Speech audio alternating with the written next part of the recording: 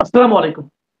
প্রিয় দর্শক, অন্য মঞ্চের আলাপচারিতায় আপনাদের সকলকে আমন্ত্রণ জানাচ্ছি। দেশের দুটি বন্দর দীর্ঘমেয়াদে বিদেশিদের কাছে হস্তান্তর অনেকটা নির্বিঘ্নে ঘটে গেলেও চট্টগ্রামের নিউমোরিং কন্টেইনার টার্মিনাল বা এনসিটি নিয়ে বেশ বিপাকে পড়েছে অন্তর্বর্তী সরকার। বিরোধিতা গড়িয়েছে আদালত পর্যন্ত। আমিরাত ভিত্তিক কোম্পানি জিপি ওয়ার্ল্ডের সঙ্গে চুক্তির বিরুদ্ধে রিট হয়েছে হাইকোর্টে। 4 ডিসেম্বর রায় হওয়ার কথা থাকলেও চুক্তির বিরোধিতায় উত্তাল হচ্ছে ঢাকা ও চট্টগ্রামের রাজপথ। অন্যদিকে চুক্তির পক্ষে সোশ্যাল মিডিয়ায় জোরদার হচ্ছে সরকার সমর্থকদের পিআর ক্যাম্পেইন। সরকার সমর্থকেরা হাজির করছেন কাল্পনিক সব কালগল্প। আন্দোলনকারীদের বিরুদ্ধে তোলা হচ্ছে কড়া অভিযোগ, আবার দেয়া হচ্ছে অদ্ভুত নানান যুক্তি। কথায় কথায় আওয়ামী লীগ সরকার আর শেখ হাসিনার সব কাজের বিরোধিতা যারা করেন তারা এখন বলছেন অধ্যাপক ইউনূস গত সরকারের উদ্যোগকে এগিয়ে নিচ্ছেন। দেশের অর্থনীতি প্রায় 15 মাসে তলানিতে গিয়ে ঠেকলেও সরকার সমর্থকদের বিকার নেই, বরং তাদের দাবি শুনলে মনে হবে সব সমস্যার মূল কারণ দেশের বন্দর ব্যবস্থাপনা। বিদেশিরা এগুলো পরিচালনার দায়িত্ব পেলে সিঙ্গাপুর এসে মাথা ঠুকবে বাংলাদেশের পায়ে। প্রশ্ন হলো, সরকার সমর্থকেরা যেখানে দেশের 17 কোটি মানুষের রাজনৈতিক সরকারকে বিশ্বাস করতে রাজি নন, সেখানে দেশের মানুষকে কেন 15 মাসের ব্যর্থ অনির্বাচিত সরকারকে আস্থায় নিতে হবে? এতদিনের কোন ম্যাজিকের কারণে তাদের দক্ষতা এবং সততা নিয়ে আমাদের সংশয় কাটবে? অতীতে যারা বিদেশের সঙ্গে কথিত গোপন চুক্তির বিরুদ্ধে ছিলেন সোচ্চার, এখন তারাই কেন প্রতিটি চুক্তি লুকিয়ে রাখছেন নিজেদের ভল্টে? আমাদের অনুসন্ধান বলছে যে 3টি বিদেশি প্রতিষ্ঠানের সাথে বন্দর আর টার্মিনাল তুলে দেওয়ার জন্য অধ্যাপক ইউনূস গোপন চুক্তি করেছেন। তাদের প্রত্যেকটির বিরুদ্ধে আন্তর্জাতিক অঙ্গনে ভয়ঙ্কর বেশ কিছু অভিযোগ আছে। এমনকি জিবুতি সরকার জিপি ওয়ার্ল্ডের বিরুদ্ধে দেশের সার্বভৌমত্ব ক্ষুণ্ণ করার অভিযোগ এনে চুক্তি বাতিল করতে বাধ্য হয়েছে। বিনিময়ে দেশটিকে গুনতে হচ্ছে অবিশ্বাস্য রকমের মোটা অঙ্কের জরিমানা। বিস্তারিত জানতে চলুন যাওয়া যাক বিশ্লেষণে। দর্শক, চট্টগ্রাম বন্দর বাংলাদেশের আমদানি রপ্তানির 90% বেশি হ্যান্ডেল করে। এই বন্দর দেশের অর্থনীতির প্রাণকেন্দ্র, কিন্তু সম্প্রতি এই প্রাণের স্পন্দন নিয়ে শুরু হয়েছে তুমুল বিতর্ক। বিরোধীরা বলছে অন্তর্বর্তী সরকার নাকি দেশকে বন্ধক দিতে চাইছে, আর সরকারের দাবি এসব সিদ্ধান্ত দেশটির জন্য নতুন যুগের সূচনা।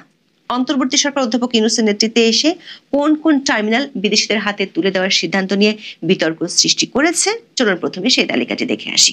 গত 17 নভেম্বর চট্টগ্রাম বন্দরের লালদিয়া কন্টেইনার টার্মিনালটি 30 বছরের জন্য পরিচালনার দায়িত্ব পেয়েছে ডেনমার্ক ভিত্তিক এপি মুলার মায়েস্কের সহযোগী প্রতিষ্ঠান এপিএম টার্মিনালস।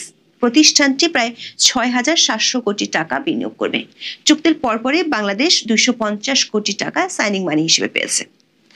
একই দিনে ঢাকার কেরানীগঞ্জের কাছে বুড়িগঙ্গার পাড়ে অবস্থিত পানগাঁও অভ্যন্তরীণ কন্টেইনার টার্মিনালকে 22 বছরের জন্য পরিচালনার দায়িত্ব দেওয়া হয়েছে সুইজারল্যান্ড ভিত্তিক প্রতিষ্ঠান মেডলকের কাছে। তারা প্রায় 490 কোটি টাকা বিনিয়োগ করবে এবং 18 কোটি টাকা সাইনিং মানি দেবে।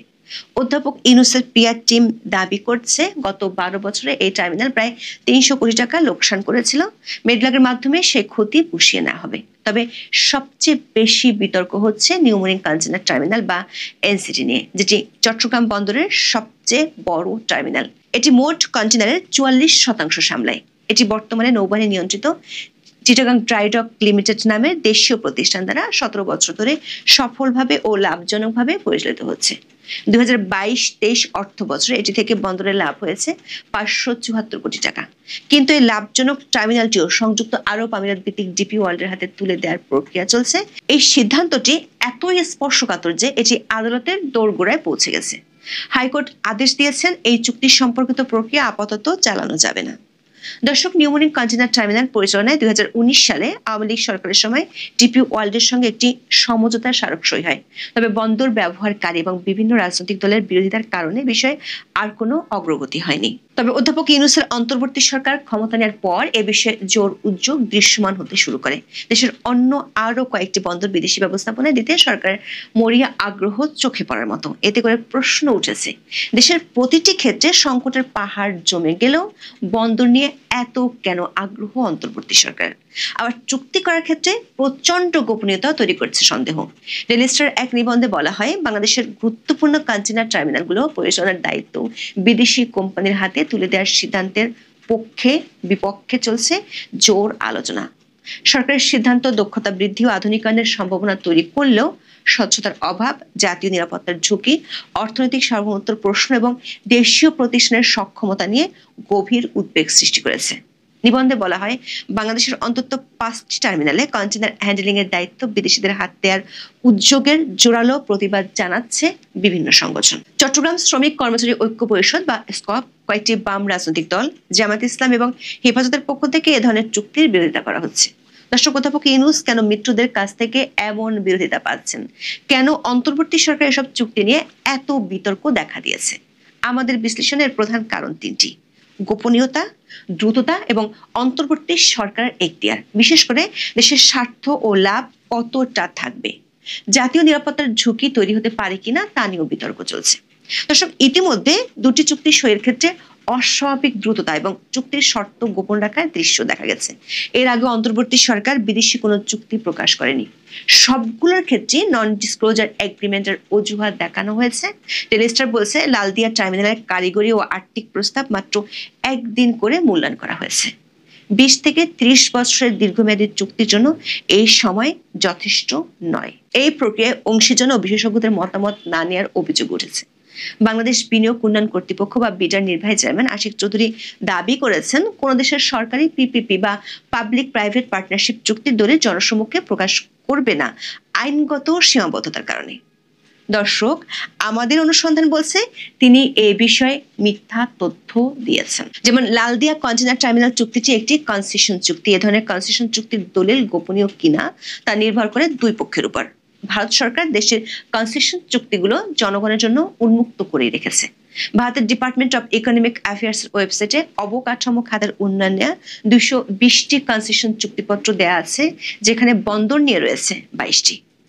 সমালোচকরা বলছেন, এত বড় সিদ্ধান্ত নিতে গিয়ে লালদিয়া টার্মিনালের কারিগরি ও আর্থিক প্রস্তাব মাত্র 1 দিন করে মূল্যায়ন করা হয়েছে। 20 থেকে 30 বছরের চুক্তির জন্য এই তাড়াহুড়োকে অস্বাভাবিক বলা হচ্ছে। লালদিয়া এবং পানগাঁও বন্দর নিয়ে বিদেশিদের সঙ্গে চুক্তি হয় ঝড়ের গতিতে, ছিল না আইন বা নিয়মের বালাই। বণিক বার্তার এক প্রতিবেদনে বলা হয়, পুরো সময় কঠোর গোপনীয়তা বজায় রাখে সরকার। এমনকি বড় ধরনের অনিয়মের অভিযোগ উঠেছে। সাপ্তাহিক ছুটির দিনে অনুমোদন, বোর্ডের সদস্যের সংখ্যাগত সংকটের মতো ঘটনাও ঘটে। চট্টগ্রাম বন্দর কর্তৃপক্ষ একই দিনে তাড়াহুড়ো করে 2টি চুক্তির সিদ্ধান্ত চূড়ান্ত করে। দীর্ঘমেয়াদী কনসেশন চুক্তি নেগোসিয়েশন ও চূড়ান্ত দলিল তৈরির বিষয়ে মূল্যায়ন কমিটির বেশিরভাগ সদস্য জানতেন না।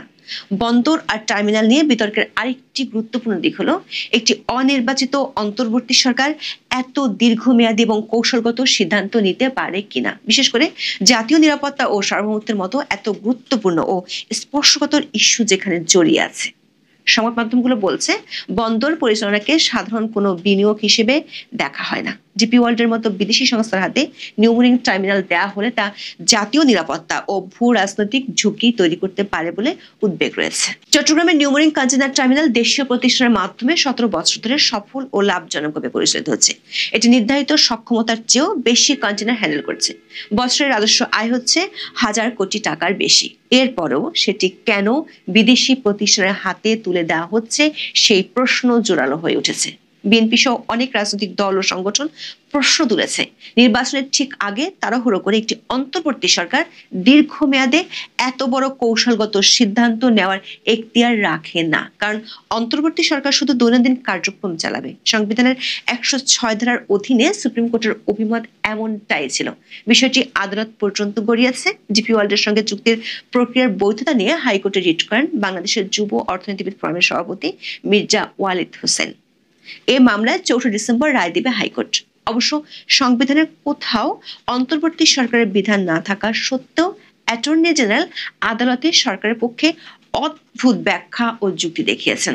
তার দাবি, নির্বাচিত সরকার যাই করতে পারে অন্তর্বর্তী সরকারও তাই করতে পারে। তবে সম্প্রতি সরকার এসব অদ্ভুত যুক্তিতে কাজ হচ্ছে না দেখে সরকার সমর্থকরা অনলাইনে নতুন নতুন বেশ কিছু যুক্তি দাঁড় করাচ্ছেন। সরকারের মিত্র এবং সমর্থকেরা হাজির করছেন বাংলাদেশকে বিশ্ব সেরা বানিয়ে ফেলার গালগল্প। আবার কেউ কেউ তুলে ধরছেন এমন সব যুক্তি যাতে মনে হয় ডক্টর মোহাম্মদ ইউনূস আওয়ামী লীগ সরকারের প্রাথমিক উদ্যোগকে বাস্তবায়ন করতে দৃঢ়প্রতিজ্ঞ।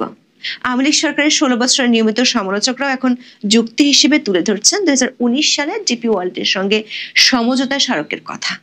সরকারি কিছু সমর্থক দাবি করছেন, নির্বাচিত সরকারের পক্ষে এই সিদ্ধান্তগুলো নেওয়া কঠিন, কারণ তারা বন্দর রক্ষা সিন্ডিকেট বা মাফিয়া চক্রের হাতে জিম্মি থাকে। তাই এমন কঠিন সিদ্ধান্ত কেবল অনির্বাচিত সরকারই নিতে পারে। সরকার বলছে বিদেশি অপারেটর আনলে দেশের লাভ হবে, এতে দক্ষতা বৃদ্ধি পাবে, দুর্নীতি কমবে আর বৈদেশিক বিনিয়োগ আসবে। কিন্তু যাদের হাতে এই দায়িত্ব দেওয়া হচ্ছে, বহির্বিশ্বে তাদের ট্র্যাক রেকর্ড কি বলছে চলুন দেখে আসি। কাদের হাতে ছেড়ে দেওয়া হচ্ছে বাংলাদেশের বন্দরগুলোকে? এপিএম টার্মিনালস বিশ্বের 60টিরও বেশি টার্মিনাল পরিচালনা করে। এটি বিশ্বের শীর্ষতম অপারেটরের মধ্যে গণ্য। তবে এর বিরুদ্ধে আছে বিস্তর অভিযোগ। 2016 সালে গুয়েতেমালায় একটি ঘুষ কাণ্ডের জড়িয়ে এই কোম্পানিকে $60 মিলিয়ন জরিমানা বা সেটেলমেন্ট ফি দিতে হয়েছিল। এনসিটি টার্মিনালের দায়িত্ব পেতে চলা ডিপি ওয়ার্ল্ডের বিরুদ্ধে বহির্বিশ্বে উল্লেখযোগ্য বিতর্ক আছে। পূর্ব আফ্রিকার দেশ জিবুতিতে 2006 সালে ডিপি ওয়ার্ল্ডের সাথে 30 বছরের কনসেশন চুক্তি হয়, কিন্তু 2018 সালে জিবুতি সরকার সেই চুক্তি বাতিল করে। জিবুতি সরকার অভিযোগ ছিল ডিপি ওয়ার্ল্ড এমন একটি চুক্তি করেছিল যা তাদের সার্বভৌমত্বের জন্য হুমকি স্বরূপ এবং কোম্পানিটি মনোপলি তৈরি করেছিল।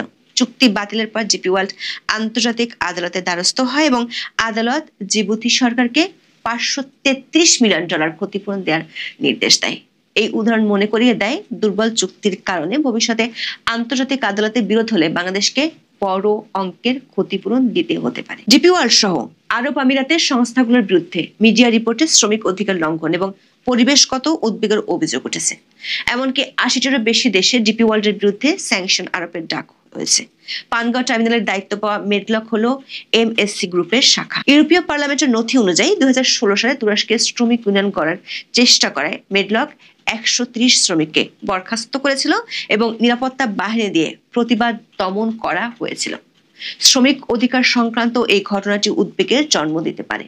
সারসংক্ষেপে এসব কোম্পানিকে গ্লোবাল বেস্ট বলা হলেও তাদের ইতিহাস দেখলে বোঝা যায় লাভ যেমন আছে তেমনি ঘুষ, ক্ষতিপূরণ এবং শ্রমনীতির প্রশ্ন আছে। এসব বিতর্ক আর ভবিষ্যৎ বিপদের আশঙ্কার মধ্যে সরকার দেখাচ্ছে স্বপ্ন, বলছে গাড়িটা বাংলাদেশের, ড্রাইভারটা বিদেশি। কিন্তু দর্শক, 30 বছরের জন্য আপনার লাভজনক গাড়িটা যদি এমন একজন ড্রাইভার হাতে তুলে দেন যার নামে ঘুষ, চুক্তি লঙ্ঘন এবং শ্রমিক নিপীড়নের অভিযোগ আছে এবং ড্রাইভার যদি আপনাকে অর্ধেক মাইলেজ গোপন রাখতে বলে, তাহলে আপনি কি নিশ্চিন্তে থাকতে পারবেন?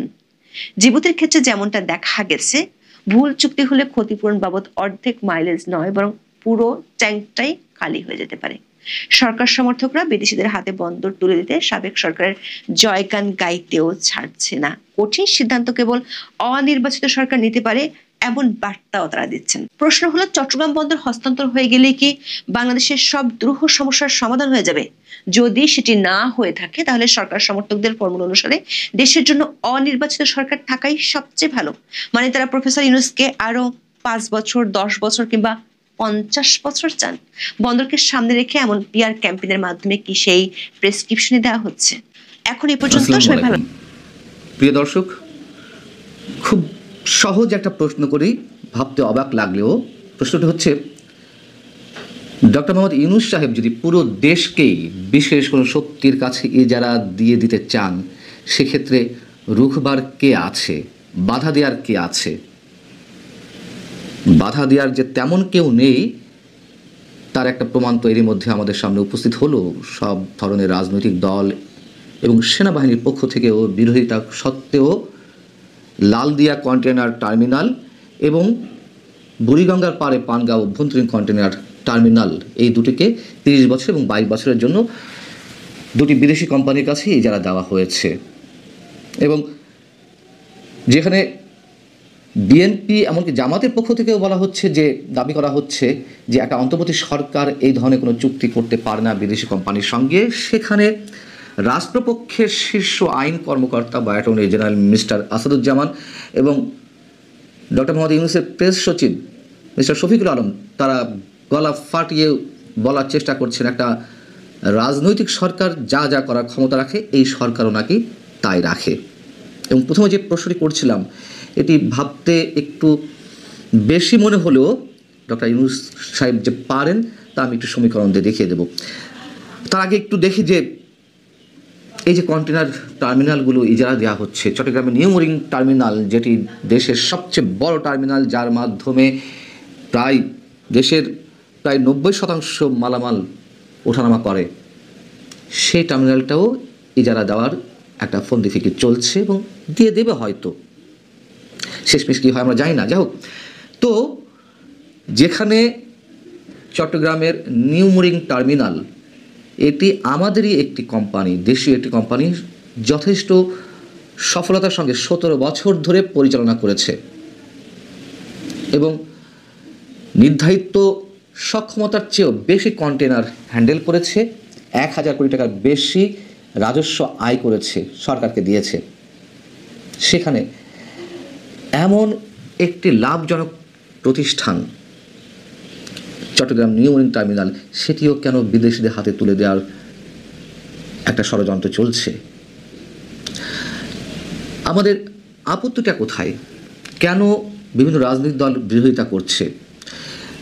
লালদিয়া কন্টেনার টার্মিনাল যে সুইজারল্যান্ড ভিত্তিক, ডেনমার্ক ভিত্তিক একটি শিপিং ও লজিস্টিক প্রতিষ্ঠান এপি মোলার মার্স্ক এপিএম এর হাতে তুলে দেওয়া হলো 17 নভেম্বর, এবং একই সঙ্গে আরেকটিও সুইজারল্যান্ড ভিত্তিক একটি প্রতিষ্ঠান হাতে তুলে দেওয়া হয়েছে।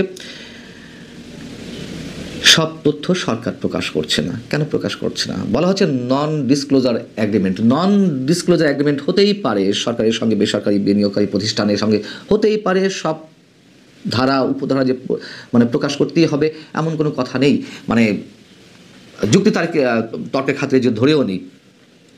কিন্তু কিছু বিষয় তো অবশ্যই জনগণের জানার অধিকার রয়েছে।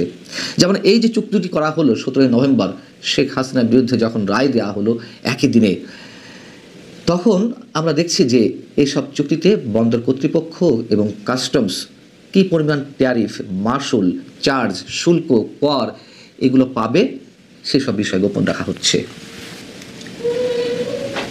এবং আপত্তিগুলোর মধ্যে যেগুলো জোরে সোরে উচ্চারিত হচ্ছে যে নির্বাচনের ঠিক আগে তাড়াহুড়া করে অন্তর্বর্তী সরকার দীর্ঘমেয়াদী এরকম একটি বড় কৌশলগত সিদ্ধান্ত কেন নিতে গেল? লালদিয়া টার্মিনালের কারিগরি এবং আর্থিক প্রস্তাব মাত্র একদিন করে মূল্যায়ন করা হয়েছে। 20-30 বছরের জন্য দীর্ঘমেয়াদী এই চুক্তির আর্থিক মূল্যায়ন এবং কারিগরি প্রস্তাব এগুলো একদিনই শেষ করে ফেলতে হবে? এই প্রক্রিয়ায় অংশীজন এবং বিশেষজ্ঞদের কোনো মতামত নেওয়া হয়নি। রাজনৈতিক দলগুলোর মতামতকে উপেক্ষা করা হয়েছে। দেশের স্বার্থ, দেশের লাভ কতটা বা ক্ষতি কতটা কোনো কিছুই তোয়াক্কা করা হয়নি। কারো প্রশ্নের উত্তর দেওয়ার প্রয়োজন মনে করেনি সরকার। শুধু মনে করছে দরকার এটি করতে হবে, এটি উন্নয়ন দরকার। এবং এই যে বিদেশি কোম্পানির হাতে তুলে দেওয়া হলো, সেক্ষেত্রে আমাদের জাতীয় নিরাপত্তায় কতটুকু ঝুঁকি হতে পারে সেগুলো নিয়েও অনেক বড় প্রশ্ন রয়েছে। যে পরিমাণ বিনিয়োগ করা হচ্ছে, সেই বিনিয়োগ মানে লালদিয়া কন্টেনার টার্মিনালের জন্য 2000 কোটি টাকা বিনিয়োগ করা হবে, বা Chittagong new mooring container terminal আধুনিকরণের জন্য 6,000-6,500 কোটি টাকা বিনিয়োগ করা হবে। এই টাকা তো আমরা নিজেরাই পারতাম বিনিয়োগ করতে। তাহলে কি এমন টাকার অঙ্ক এত বেশি এটি? বরং এই বিনিয়োগের কারণে, বিদেশি কোম্পানির বিনিয়োগের কারণে আমাদের যে লভ্যাংশ, সেই লভ্যাংশেরই বড় অংশ তাদের হাতে চলে যাবে খুব স্বাভাবিকভাবেই, যা দেশের দীর্ঘমেয়াদী অর্থনৈতিক স্বার্থের জন্য নিঃসন্দেহে কোনোভাবে অনুকূল নয়। এবং এই যে বিদেশি কোম্পানির হাতে তুলে দেওয়া হলো লালদিয়া এবং বুড়িগঙ্গা পাড়ের যেই কন্টেনার টার্মিনালটি, এরই মধ্যে 40% বিদেশি কোম্পানিদের লাভের দিক বিবেচনা করে এর মধ্যে 40% মাসুল বাড়ানো হয়েছে, যা আমদানি পণ্যের মূল্য বাড়াবে এবং দেশের রপ্তানি সক্ষমতাকেও খর্ব করবে। একই সঙ্গে এই যে চুক্তিটি করা হয়েছে নিঃসন্দেহে একটি দুর্বল চুক্তি, এবং এটি কোনোভাবে আন্তর্জাতিক আদালতে বিরোধ তৈরি করলে সেক্ষেত্রে বাংলাদেশকে অনেক বড় ধরনের ক্ষতিপূরণ দেওয়া লাগতে পারে। এবং নিউ মোরিং কন্টেনার টার্মিনাল যার হাতে তুলে দেওয়ার কথা বলা বলি হচ্ছে বা সিদ্ধান্ত নিয়েছে সরকার, ডিপি ওয়ার্ল্ড। এই ডিপি ওয়ার্ল্ডের সাথে মার্কিন নৌবাহিনীর সঙ্গে একটি বিশেষ সখ্যতা রয়েছে আমরা জানি। তারপরেও মার্কিন যুক্তরাষ্ট্র ডিপি ওয়ার্ল্ডের সাথে 2006 সালে তারা বন্দর পরিচালনা করতে দেয়নি। আমরা কেন দিচ্ছি? সরকারের যুক্তি কি? সরকার যুক্তি দেখাচ্ছে যে চট্টগ্রাম বন্দরে একটি জাহাজ বার্থিংয়ের জন্য গড়ে 3 থেকে 4 দিন সময় লাগে, অপেক্ষা করতে হয়। সেখানে সিঙ্গাপুরের সময় লাগে 12 থেকে 24 ঘন্টা। কন্টেনার খালাসেও 7 থেকে 10 দিন সময় লাগে, যা আন্তর্জাতিক মানের 2-3 গুণ বেশি। আচ্ছা, ধরে নিলাম তার জন্য বিদেশি কোম্পানির হাতে দিতে হবে? যারা বিশেষজ্ঞ তারা কি বলছেন? তারা বলছেন যে বন্দর পরিচালনার ক্ষেত্রে কোনো ধরনের অনিয়ম বা দুর্নীতি থাকলে সেগুলো সরকার উচিত ছিল যে নিজ দায়িত্বে সেগুলো নিয়ন্ত্রণের ব্যবস্থা করা। বন্দরের দক্ষতা বাড়াতে সবচেয়ে দ্রুত এবং সহজ পদক্ষেপ হিসেবে কাস্টমস সংস্কারের কথাও বলা হচ্ছে, দাবি তোলা হচ্ছে। আধুনিক স্ক্যানার, স্বয়ংক্রিয় রিস্ক ম্যানেজমেন্ট এগুলোর মাধ্যমে যাতে 24 ঘন্টা বন্দর পরিচালনা করা যেতে পারে এবং দক্ষ জনবল নিশ্চিত করা গেলে কোনো সমস্যা থাকে না। এই যে বিষয়গুলো, এইগুলোর দিকে বিবেচনা না নিয়ে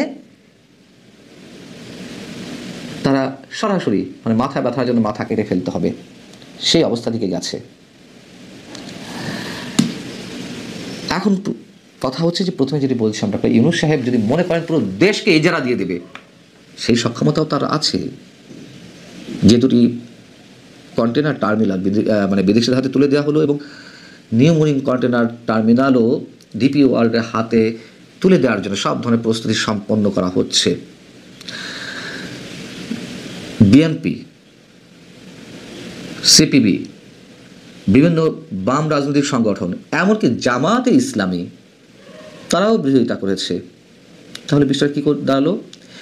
যে দেশের রাজনৈতিক দলগুলোর দাবি দাওয়াকে বিন্দুমাত্র তোয়াক্কা করলেন না ডক্টর মোহাম্মদ ইউনূস সাহেব। এখন বলা হচ্ছে সরকারের পক্ষ থেকে একটা রাজনৈতিক সরকার যা পারে এই সরকারও তাই পারে, এবং এই সরকার অভ্যুত্থানের মাধ্যমে গঠিত সরকার তাই সব পারে এমন কথাবার্তা কিসের ভিত্তিতে বলা হয়? এটিতে জনগণের সরকার নয়।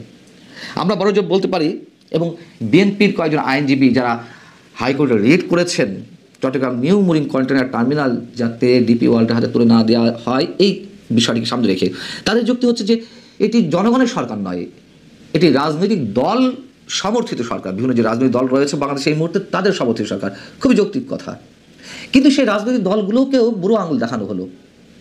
এমনকি গত 25শে মে বিডিআর হত্যাকাণ্ড দিবসে সেনাপ্রধান জেনারেল ওয়াকারুজ্জামান স্পষ্টভাবে বললেন যে নো ব্লাডি করিডোর, এবং দেশের বন্দরগুলো বিদেশি কোম্পানিগুলোর হাতে বা তাদেরকে পরিচালনার দায়িত্ব দেওয়া হবে কিনা সেই সিদ্ধান্ত নেবে নির্বাচিত সরকার। কোনো অনির্বাচিত সরকার এই ধরনের সিদ্ধান্ত নিতে পারে না। তার মানে সেনাবাহিনীর দাবিটিকেও তারা কোনো প্রকার আমলে নেয়নি, এবং যা করার ডক্টর ইউনূস সাহেব করে যাচ্ছেন। তাহলে আমি যদি এই প্রশ্নটি তুলি যে পুরো দেশকেই তিনি ইজারা দিয়ে দিতে পারেন, খুব ভুল কিছু বলা হবে? এবং সবশেষে আরেকটা কথা বলতে চাই, বিএনপি সহ বিভিন্ন রাজনৈতিক দল দাবি তুলেছে ঠিকই, এবং বিএনপি তো নিঃসন্দেহে অনেক বড় রাজনৈতিক দল, তাদের যে বিরোধিতা, তাদের যে আপত্তি, সেটিও আমরা কিন্তু খুব শক্তভাবে দেখিনি। লালদিয়া কন্টেনার টার্মিনাল সহ আরও যেটি ইজারা যাওয়া হলো তার কদিন পরে এসে তারেক রহমান সাহেব তিনি তার ফেসবুকে একটি স্ট্যাটাস দিলেন আপত্তি জানিয়ে। কেন শক্ত বিরোধিতা করা হয়নি? কেন হাইকোর্ট পর্যন্ত যেতে হলো? আমরা জানি না হাইকোর্টের রায় কী আসবে। যদি একবার সরকারের পক্ষে চলে যায় তাহলে তার কিছু করার থাকবে না, আমি যুক্তির খাতিরে বলছি। তাহলে মেয়ে কণ্ঠে এই আপত্তির কারণ কি? তাহলে কি সবাই ক্ষমতার জন্য, সবাই বিশেষ সুযোগ সুবিধার জন্য কোনো রকমের ফর্মালিটিস মেনটেন করে মানে ফর্মাল কথাবার্তা বলতে হয় তাই আপত্তি? জানি না আমরা। অবশ্যই এখানে বিএনপির একটি মুখ্য ভূমিকা নেওয়া উচিত ছিল। নিউ মরিন তো পরের কথা, লালদিয়া কেন দেওয়া হলো? কেন বুড়িগঙ্গা পাড়ে যেই কন্টেনার টার্মিনালটি সেটিও বিদেশিদের হাতে তুলে দেওয়া হলো? ভালো থাকুন সবাই, আল্লাহ হাফেজ।